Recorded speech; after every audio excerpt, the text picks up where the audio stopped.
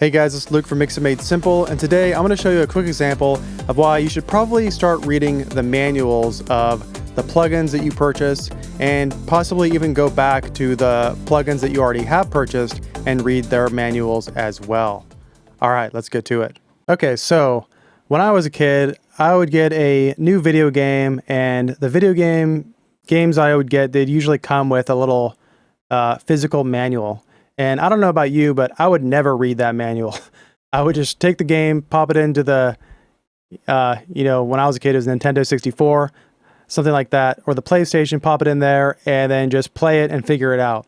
And it's kind of funny. I think that habit kind of came with me as I got older and as I got into music production, which isn't actually a good thing, which I'm going to explain why. So let's take Decapitator here, for example. So Decapitator, for those of you who don't know, is a great saturation/distortion plugin. I highly recommend getting it. If you were going to start venturing out, if you just got Ableton, or you have Ableton and you don't really have any stock, if you only have stock plugins and you're looking to venture out of Ableton, as far as saturation and distortion goes, Decapitator from Soundtoys is one of the best plugins you can get, and I highly recommend it. But what I would do is, when I'm using Decapitator, I've had it for several years now, is for the longest time, I would throw it on a group or a individual track instrument, and I would maybe just push up the drive a bit, play with the dark and bright, and then maybe mess with the mix, the dry and wet knob here, and then call it a day and be like, good to go. And I pretty much ignore these bottom buttons here until finally, and it says style. Like I was like, what does that even mean? Who cares? Until finally, I was looking, and I'm like, maybe I should actually look into what these do. And so I looked up the Decapitator manual, and it's actually really cool. So we've got the manual here, and not only does it show you what they do, it actually has a cool little description of what the plugin does and why they created it. But then it shows that these are style buttons. And as it says right here, it says 5 available styles, each represent the different saturation algorithms that make Decapitator such a unique and useful tool. Each one of these styles was created by analyzing their respective hardware counterparts in our lab. Our engineering team tweaked and then geeked over the data, pulled from just how these units alter the signals, entering and then exiting them. The models we came up with allowed us to very closely match the harmonic structure, frequency response, and dynamic response of analog gear as it's being pushed beyond normal limits. So I'm going to put this off on this screen over here. And I'm going to show, I have this loop here. It's like a pluck loop. I'm working on a melodic techno track.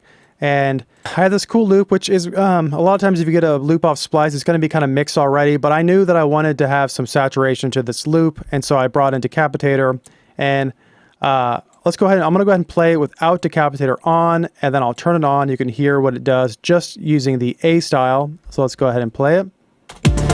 Oh, let's solo it.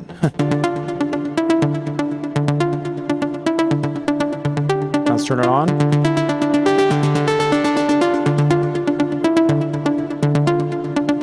Okay, so you can hear that little bit of distortion and saturations being added to the sound. And now what I'm going to do is I'm going to just play through, and I'm going to, every few seconds, I'm just going to play each, switch to the different style.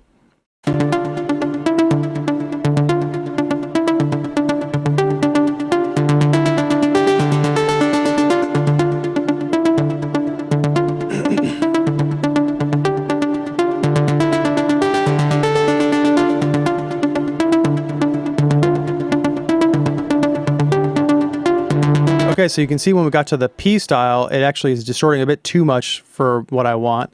And I don't have the drive turned up that much, but you can tell that each one, it's really cool, right? It has its own little, its own like flavor of saturation.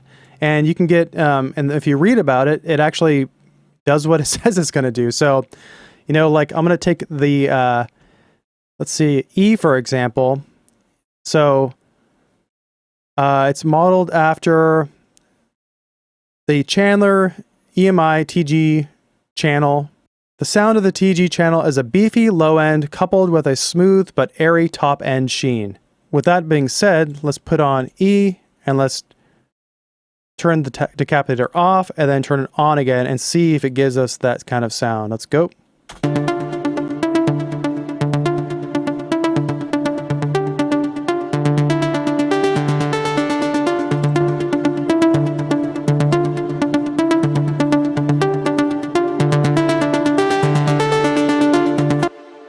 So yeah, I can hear that that's pretty much what it's doing. I can hear what's happening to the high end, hear that it's the low end that is there. I can hear it's kind of beefing it up a little bit, and yeah, it's really cool. And I would never have known that if I hadn't read the manual.